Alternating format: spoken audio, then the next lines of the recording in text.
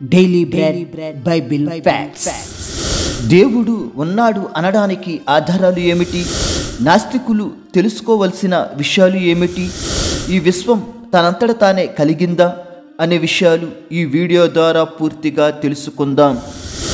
ఒక వ్యక్తి ఎక్కువగా ఆలోచించే అత్యంత ప్రాథమికమైన మరియు ముఖ్యమైన ప్రశ్నలలో ఒకటి, అసలు దేవుడు ఉన్నాడా లేడా? ఎక్కువగా నాస్తికులు దేవుడు లేడనే నమ్ముతారు. ఒక్కొక్కసారి క్రైస్తవులమైన మనలో కూడా అసలు దేవుడు ఉన్నాడా అన్న సందేహం వస్తుంది. వీటన్నిటికీ సమాధానం ఈ వీడియోను చివరి వరకు వీక్షించి పొందగలరు. నాస్తికుడు అంటే దేవుడు లేడనే దృక్పథం కలిగినవాడు. ఆస్తికుడు అంటే దేవుడు ఉన్నాడనే దృక్పథం కలిగినవాడు.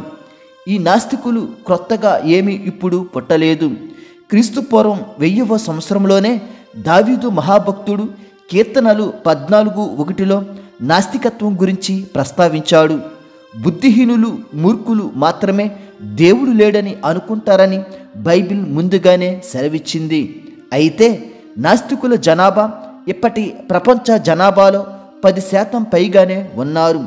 వీరందరూ మూర్ఖ స్వభావం కలిగిన వారే. అసలు దేవుడు ఉన్నాడా లేడా అనేది తెలుసుకోవాలంటే మానవుడు విస్తృత శ్రేణి ఆలోచనలు మరియు ఆధారాలు కలిగి ఉండాలి. అంతిమంగా దేవుడు ఉన్నాడా లేడా అనేది తెలుసుకోవడానికి మనకు ఇవి ఉపయోగపడతాయి. 1 మానవ అనుభవం, 2 తర్కం లేదా లాజిక్, 3 సైన్స్, 4 చరిత్ర. ఈ 4 పట్ల మానవుడు విస్తృత శ్రేణి ఆలోచనలు మరియు గ్రహింపు మరియు జ్ఞానం కలిగి ఉంటే గనుక ఖచ్చితంగా దేవుడు ఉన్నాడు అనే సమాధానమే వస్తుంది. ముందుగా మనం మానవ అనుభవం గురించి తెలుసుకుందాం. అసలు దేవుడు తాను ఉన్నానని నిరూపించుకోవడానికి అందరికీ ప్రత్యక్షం అవుతే సరిపోతుంది కదా. అప్పుడు అందరూ దేవుడు ఉన్నాడని నమ్ముతారు కదా. అప్పుడిక ఈ సృష్టిలో దేవుడు ఉన్నాడా లేడా అనే గందరగోళం ఉండదు కదా. కానీ మానవుడు ముందుగా దేవుని ఉద్దేశం తెలుసుకోవాలి. తాను ఉన్నానని ప్రజలను ఒప్పించడం దేవుని కోరిక కాదు. ప్రజలు విశ్వాసం ద్వారా దేవుణ్ణి తెలుసుకోవాలనేదే ఆయన కోరిక. కావున మొదటిగా మానవుడికి ఉండవలసింది విశ్వాసం. ఆ విశ్వాసమే దేవుడు ఉన్నాడని మనకు తెలియజేస్తుంది. 1 పేతురు 1 అధ్యాయము 8-9 వచనములు. మీరాయనను చూడకపోయినను ఆయనను ప్రేమించుచున్నారు. ఇప్పుడు ఆయనను కన్నులార చూడకయే విశ్వసించుచు మీ విశ్వాసమునకు ఫలమును అనగా ఆత్మరక్షణను పొందుచు చెప్పనా సఖ్యమును మహిమయుక్తమునైన సంతోషము గలవారై ఆనందించుచున్నారు. ఈ లేఖనం ప్రకారం మనం ఆయనను చూడకపోయినను ఆయనను ప్రేమిస్తున్నాము. దీనికి గల కారణం మనలో ఉన్న విశ్వాసం. ఈ విశ్వాసమే దేవుడు ఉన్నాడని మనకు తెలియజేస్తుంది. అలాగే నాస్తికులలో కూడా ముందు విశ్వాసం ఉండాలి. అది లేకపోవడం వల్లే దేవుడు లేడని తేలికగా చెప్పేస్తున్నారు. ముందు విశ్వాసం ఉంటే ఆ తరువాత దేవుడు ఉన్నాడనడానికి మనకు మరింత ఆధారాలు లభిస్తాయి. హెబ్రీయులు 11వ అధ్యాయము 6వ వచనం. విశ్వాసము లేకుండా దేవునికి ఇష్టుడై ఉండుట అసాధ్యము. దేవుని యొద్దకు వచ్చువాడు ఆయన ఉన్నాడనియు తన్ను వెదుకు వారికి ఫలము దయచేయువాడనియు నమ్మవలను గదా. ముందుగా దేవుడు ఉన్నాడని మనం నమ్మాలి. ఆయన్ని వెతికితే ఫలం దయచేస్తాడని నమ్మాలి. ఈ నమ్మకమే విశ్వాసం. ఈ విశ్వాసం లేకుండా దేవునికి ఇష్టుడిగా ఉండటం అసాధ్యం. కావున దేవుడు ఎవరో తెలుసుకునే ముందు ఆయన ఉన్నాడని విశ్వసించాలి. అప్పుడు మాత్రమే దేవుణ్ణి తెలుసుకోగలం. యోహాను సువార్త 20వ అధ్యాయము 29వ వచనం. యేసు, నీవు నన్ను చూచి నమ్మితివి, చూడక నమ్మిన వారు ధన్యులని అతనితో చెప్పెను. అసలైన విశ్వాసం ఏమిటంటే చూడకుండా దేవుణ్ణి నమ్మడమే. వారే ధన్యులు. కావున దేవుడు కనిపిస్తేనే నమ్ముతాను అనడంలో అతనిలో విశ్వాసం లేదని మనం గ్రహించాలి. కావున అంతిమంగా ఏ మానవుడైనా దేవుణ్ణి తెలుసుకోవాలంటే ముందుగా విశ్వాసం కలిగి ఉండాలి. అలాగని ఎటువంటి ఆధారాలు లేకపోయినా దేవుడు ఉన్నాడని విశ్వసించండి అని నేను అనట్లేదు. దేవుని ఉనికిని తెలియజేయడానికి మనకు మంచి ఆధారాలు ఉన్నాయి. దేవుని ఉనికి అనేది మనకు ప్రకృతిలో కనిపిస్తుంది, మరియు విశ్వంలో కనిపిస్తుంది, మరియు హృదయంలో కనిపిస్తుంది. ఈ మూడింటిలో దేవుని ఉనికి అనేది విశ్వాసం ఉంటేనే తెలుసుకోగలం. ముందుగా ప్రకృతిలో దేవుని ఉనికి ఏదో తెలుసుకుందాం. రోమీయులు 1వ అధ్యాయము 20వ వచనం, ఆయన అదృశ్య లక్షణములు అనగా ఆయన నిత్యశక్తియు దైవత్వమును జగదుత్పత్తి మొదలుకొని సృష్టింపబడిన వస్తువులను ఆలోచించుట వలన తేటపడుచున్నవి. అదృశ్య లక్షణములు అంటే కంటికి కనిపించని లక్షణములు. అదే దేవుని యొక్క నిత్యశక్తి మరియు దైవత్వం. ఇవి మన కంటికి కనిపించవు, కానీ ఆ దైవత్వాన్ని ఎలా తెలుసుకోవచ్చో ఈ లేఖనంలో వ్రాయబడింది. అది ఎలా అంటే, జగదుత్పత్తి మొదలుకొని అనగా ఈ భూమి, ఈ ప్రపంచంలో మొదటి నుండి సృష్టింపబడిన వస్తువుల గురించి ఆలోచిస్తే మనకు దేవుడు ఉన్నాడని అర్థమవుతుంది. ఉదాహరణకు, భూమి మీద ఈ ప్రకృతిని ఎవరు సృష్టించారో ఆలోచిస్తే దేవుని ఉనికి మనకు స్పష్టంగా తెలుస్తుంది. భూమిపైన ఉండే వాతావరణాన్ని ఎవరు సృష్టించలేదు. మానవుడికి ఉపయోగపడే ప్రాణవాయువును, మిగతా మూలకాలను మానవుడు సృష్టించలేదు. అలాగే గాలిని మానవుడు సృష్టించలేదు. సముద్రాల్ని, నదుల్ని మానవుడు సృష్టించలేదు. వర్షాన్ని, మంచును మానవుడు సృష్టించలేదు. నేలను, అగ్నిని మానవుడు సృష్టించలేదు. గురుత్వాకర్షణ శక్తి, భూమ్యాకర్షణ శక్తి మరియు మిగతా శక్తులను మానవుడు సృష్టించలేదు. అలాగే జంతువులను, పక్షులను, వృక్షాలను, జలచర జీవులను, మనుషులను మానవుడు సృష్టించలేదు. ఇవి భూమి సృష్టింపబడిన దగ్గర నుంచి ఉన్నాయి. ఇవన్నీ లోతుగా ఆలోచిస్తే ఇందులో దైవత్వం కనిపిస్తుంది. అలాగని ప్రకృతి దేవుడని కాదు, ప్రకృతిని చేసింది దేవుడని తెలియజేస్తుంది. ఇవి ముందుగా విశ్వాసం ఉంటేనే గ్రహించగలం. ఇప్పుడు రెండవది, విశ్వంలో కూడా మనకు దేవుని ఉనికి కనిపిస్తుంది. కీర్తనలు 19వ అధ్యాయము 1 నుంచి 4 వచనములు, ఆకాశములు దేవుని మహిమను వివరించుచున్నవి, అంతరిక్షము ఆయన చేతి పనిని ప్రచురపరుచున్నది. పగటికి పగలు బోధ చేయుచున్నది, రాత్రికి రాత్రి జ్ఞానము తెలుపుచున్నది. వాటికి భాష లేదు, మాటలు లేవు, వాటి స్వరము వినపడదు. వాటి కొలనూలు భూమి ఎందంతటా వ్యాపించి ఉన్నది. లోక దిగంతముల వరకు వాటి ప్రకటనలు బయలువెళ్ళుచున్నవి. వాటిలో ఆయన సూర్యునికి గుడారము వేసెను. ఈ లేఖనంలో విశ్వాన్ని చూడడం ద్వారా దేవుని ఉనికిని మనం తెలుసుకోవచ్చు. మనకు కంటికి కనిపించే సూర్యచంద్ర నక్షత్రాలను మానవుడు సృష్టించలేదు. అవన్నీ ఆలోచిస్తే దేవుని మహిమ మనకు తెలుస్తుంది. సూర్యునికి గుడారము వేసెను అని వ్రాయబడింది. సూర్యుని చుట్టూ 9 గ్రహాలు, ఆ గ్రహాల చుట్టూ ఉపగ్రహాలు తిరుగుతున్నాయి. ఇవన్నీ యాదృచ్ఛికంగా కలగలేదు. దేవుని హస్తం ఉంది కాబట్టే ఖచ్చితత్వంతో తిరుగుతున్నాయి. వాటికి స్వరం, భాష ఉంటే మనకు చెప్పేవి. భాష, స్వరం సూర్యచంద్ర నక్షత్రాలకు లేకపోవడం వల్ల దేవుడు లేడని చాలా తేలికగా చెప్పేస్తున్నాము. కానీ విశ్వాసం ఉంటేనే ఈ విశ్వ సృష్టికర్త దేవుడనే మనకు అర్థమవుతుంది. కావున పగలు, రాత్రి, అంతరిక్షం, ఆకాశాలు, నక్షత్రాలు, గ్రహాలు ఇవన్నీ ఎలా కలిగాయో ఆలోచించడం ద్వారా దేవుని ఉనికిని మనం తెలుసుకోగలం. దీనికంటే ముందు మనకు విశ్వాసం ఉండాలి. ఇప్పుడు మూడవది అయిన హృదయంలో దేవుని ఉనికి మనం తెలుసుకుందాం.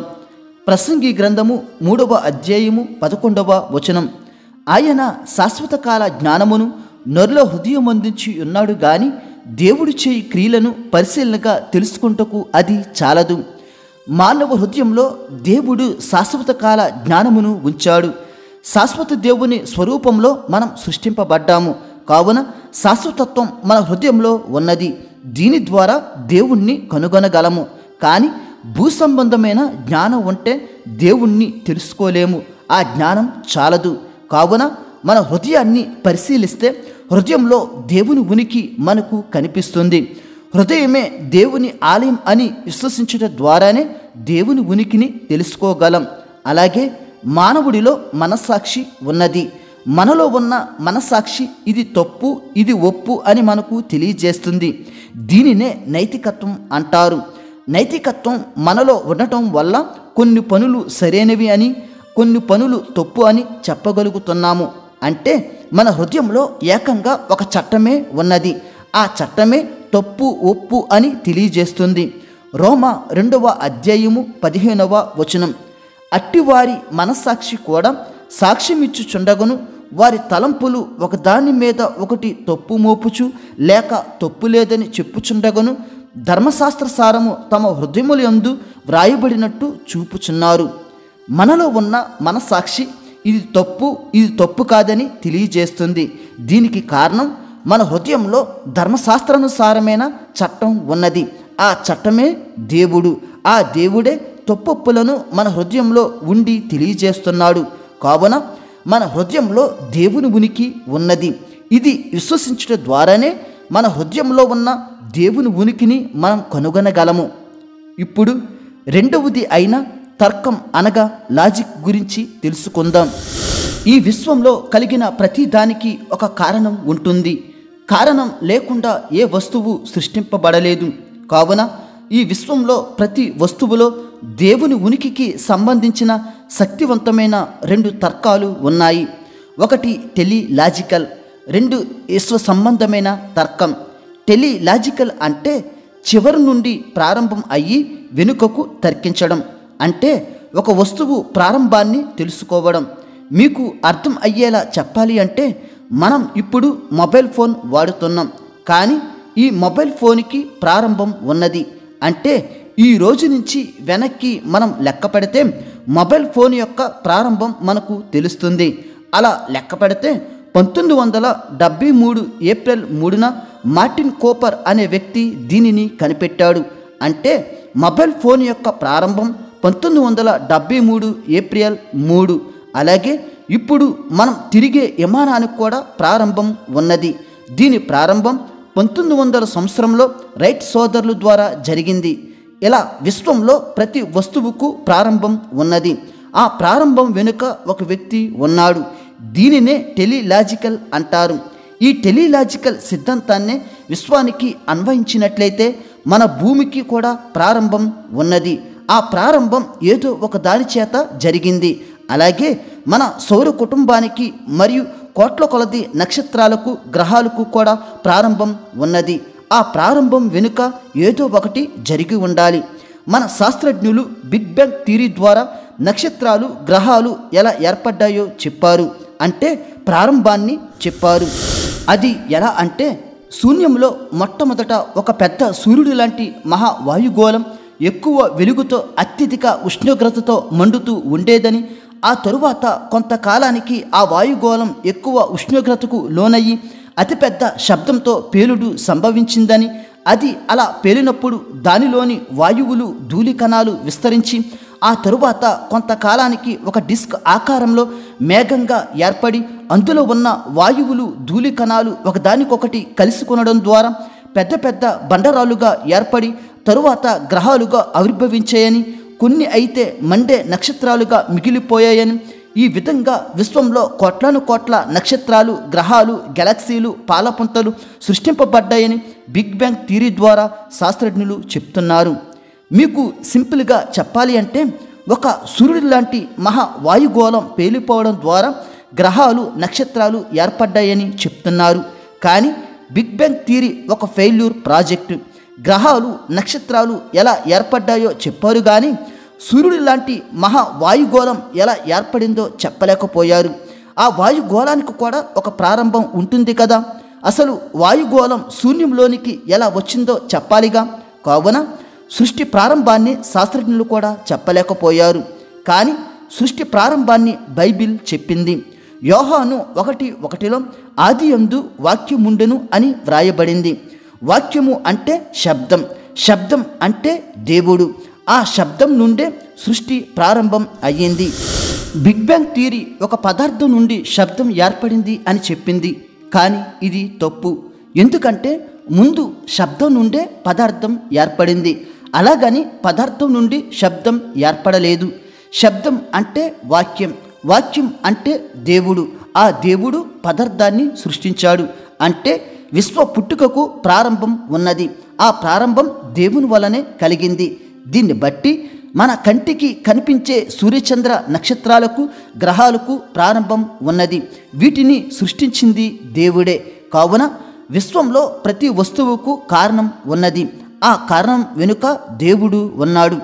ఎందుకంటే శూన్యంలో జీవం లేని చోట జీవాన్ని సృష్టించడం ఎవరికైనా అసాధ్యం. అది యాదృచ్ఛికంగా జరగదు.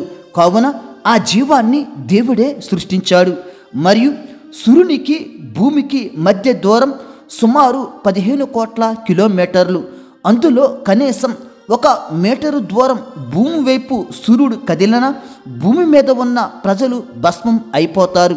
అలాగని భూమికి 1 మీటరు దూరం సూర్యుడు దూరంగా జరిగిన భూమి మీద ఉన్న ప్రజలు మంచుగడ్డలు అయిపోతారు. ఇంతలా సూర్యుడు, భూమి, మిగతా నక్షత్రాలు, గ్రహాలు తమ కక్షలలో ఖచ్చితత్వంతో తిరుగుతున్నాయి అంటే ఇది యాదృచ్ఛికంగా జరగదు. మహాశక్తి వీటిని నడిపిస్తుంది. ఆ మహాశక్తే దేవుడు. ఈ విధంగా విశ్వంలో ప్రతి దానికి తర్కం అనగా లాజిక్ ఉన్నది. ఆ తర్కమే దేవుడు. ఇప్పుడు మూడవది అయిన సైన్స్ గురించి తెలుసుకుందాం. మానవుని సృష్టి ఒక అద్భుతం. ఒక మానవుని నుంచే కొన్ని కోట్ల జనాభా భూమి మీద విస్తరించారు. ప్రస్తుతానికి 800 కోట్లపైనే ప్రపంచ జనాభా ఉన్నది. వీరందరూ ఒక మానవుని నుంచే వచ్చారు. ఇది సైన్స్ కూడా నమ్ముతుంది. అయితే ప్రతి మానవునిలో DNA ఉంటుంది. DNA అనగా డైఆక్సిరైబో న్యూక్లిక్ యాసిడ్. ఇది ఒక జీవి యొక్క అభివృద్ధి మరియు పనితీరుకు కారణమైన జన్యు సమాచారాన్ని కలిగి ఉన్న కణాల లోపల ఉండే ఒక అణువు. ఈ DNA అణువులు సమాచారాన్ని ఒక తరం నుండి మరొక తరానికి అందిస్తాయి. కానీ ప్రతి మనుషుడిలో DNA ఒకేలా ఉండదు, ప్రత్యేకమైనదిగా ఉంటుంది. 800 కోట్ల మందికి 800 కోట్ల DNAలు వేరువేరుగా ఉంటాయి. అందుకే నేరస్తులను పట్టుకోవడానికి DNA పరీక్షలు చేస్తారు. దీని ద్వారా నేరస్తుడిని సులభంగా కనిపెట్టవచ్చు. మరియు తప్పిపోయిన పిల్లల యొక్క తల్లిదండ్రులను గుర్తించడంలో DNA ఉపయోగపడుతుంది. ఈ విధంగా చూస్తే ఇన్ని కోట్ల DNAలు ప్రత్యేకంగా సృష్టింపబడడం యాదృచ్ఛికంగా జరగదు. దీని వెనుక దైవశక్తి ఉన్నది. అలాగే మన చేతి వేలిముద్రలు అందరికీ ఒకేలా ఉండవు. మరియు మన కంటి ఐరిష్ అందరికీ ఒకేలా ఉండవు. ఇలా ప్రత్యేకమైన మానవ నిర్మాణం వెనుక దైవశక్తి ఉన్నది. ఇప్పుడు నాలుగవది అయిన చరిత్ర గురించి తెలుసుకుందాం. దేవుడు ఉన్నాడా లేడా అనేది తెలుసుకోవడానికి మనకు చరిత్ర చాలా ఉపయోగపడుతుంది. దేవుడు మాట్లాడిన ప్రదేశాలు, భక్తులు వ్రాసిన గ్రంథాలు మరియు శాస్త్రీయ ఆధారాలతో కూడిన మూలప్రతుల ద్వారా దేవుని ఉనికిని మనం కనిపెట్టవచ్చు. పాత నిబంధన కాలంలో ఇజ్రాయేలీలు దేవుని ఉనికిని పొందుకున్నారు. ఎర్ర సముద్రం 2 పాయలుగా చీల్చడం, మేఘస్తంభంలా కనిపించడం, వాటి ద్వారా దేవుని ఉనికిని ఇజ్రాయేలీలు ప్రత్యక్షంగా చూశారు. మరియు జలప్రలయం తరువాత ప్రజలు దేవుని ఉనికిని తెలుసుకున్నారు. మరియు ఏలియా కాలంలో కర్మేలు పర్వతం దగ్గర ప్రజలు దేవుని ఉనికిని తెలుసుకున్నారు. ఈ విధంగా చూస్తే దేవుడు ప్రజలకు తన ఉనికిని తెలియజేశాడు. దీనికి గల శాస్త్రీయ ఆధారాలు ఇప్పటికీ ఉన్నాయి. జలప్రలయం కావచ్చు, ఎర్ర సముద్రం కావచ్చు, ఇప్పటికీ సజీవ సాక్ష్యాలుగా ఉన్నాయి. మరియు మోషే క్రీస్తుపూర్వం 15వ శతాబ్దపు మనిషి. ఈ మోషే క్రీస్తుపూర్వం 4000 సంవత్సరాల నుంచి క్రీస్తుపూర్వం 1500 సంవత్సరాల వరకు ఉన్న విషయాలన్నిటినీ కూడా వ్రాసాడు. అంటే ఆది మానవుడైన ఆదాము నుంచి మోషే వరకు భూమి మీద జరిగిన సంఘటనలన్నీ వ్రాసాడు. ఇవన్నీ మోషేకు ఎలా తెలుసు? పోని మానవులు ఏదో కథల రూపంలో చెప్పుకుంటూ వచ్చి ఆ కథలు విని మోషే వ్రాసాడు అనుకోవడానికి లేదు. ఎందుకంటే మోషే తన ముందు పుట్టిన మనుషుల యొక్క పేర్లు, వారి సంవత్సరములు, వారి పుట్టుక, వారి మరణాలు, వారి జీవించిన ప్రదేశాలు చాలా ఖచ్చితత్వంతో లెక్కలతో సహా వ్రాసాడు. ఇది ఒక మానవుడి వల్ల అసాధ్యం. దీన్ని బట్టి చూస్తే మోషే చేత వ్రాయించింది దేవుడే అని మనకు స్పష్టం అవుతుంది. దేవుడు మానవ రూపంలో భూమి మీదకి వస్తాడని క్రీస్తుపూర్వం 1000వ సంవత్సరంలో దావీదు, క్రీస్తుపూర్వం 800 సంవత్సరంలో మేకా, క్రీస్తుపూర్వం 700 సంవత్సరంలో యెషయా వ్రాసారు. వీరు చెప్పినట్టుగానే క్రీస్తు శకం 1వ శతాబ్దపు ప్రారంభంలో దేవుడు మానవ రూపంలో పుట్టాడు. ఆయనే యేసుక్రీస్తు. యేసుక్రీస్తు ప్రపంచపు నడిబొడ్డున పుడతాడని గౌతమ బుద్ధుడు 400 సంవత్సరాల ముందే చెప్పాడు. అలాగే భూమి నట్ట నడుమున దేవుడు మానవ రూపంలో పుడతాడని వేదాలు తెలిపాయి. ఆ నట్ట నడుమ ప్రపంచపు మధ్యన ఉన్న ఇజ్రాయేల్ దేశంలో యేసుక్రీస్తు పుట్టాడు. ఈయనే మానవాళి పాపానికి రక్తం చిందించాడు. ఇప్పటి వరకు చెప్పుకున్న సృష్టిలో ఉన్న ప్రతి వస్తువుకు కారణం ఈ యేసుక్రీస్తే. ఈయనే సృష్టికర్త, ఈయనే నిజమైన దేవుడు. అందుకే నిర్గమకాండం 3:14లో దేవుడు నేను ఉన్నవాడును అని అన్నాడు. కాబట్టి నాస్తికులు మిగతా వారు దేవుడు లేడని సంపూర్ణ ప్రకటన చేసే ముందు విశ్వంలో ప్రతి దాని గురించి పూర్తి జ్ఞానం తెలుసుకుంటేనే దేవుడు లేడని చెప్పాలి. మరియు విశ్వంలో ప్రతి చోట ఉండి చూసి చెప్పాలి. అప్పుడే దేవుడు లేడని నిరూపించగలరు. అలాగని మిడిమిడి జ్ఞానంతో దేవుడు లేడని అనకూడదు. లేకపోతే దేవుడు ఉన్నాడని విశ్వాసం ఉండాలి. ఈ వీడియో మీకు ఆశీర్వాదకరంగా ఉన్నట్లయితే లైక్ చేసి సబ్స్క్రైబ్ చేసుకోవడం మర్చిపోవద్దు. దేవుడు మిమ్ములను మీ కుటుంబములను దీవించునుగాక. ఆమేన్.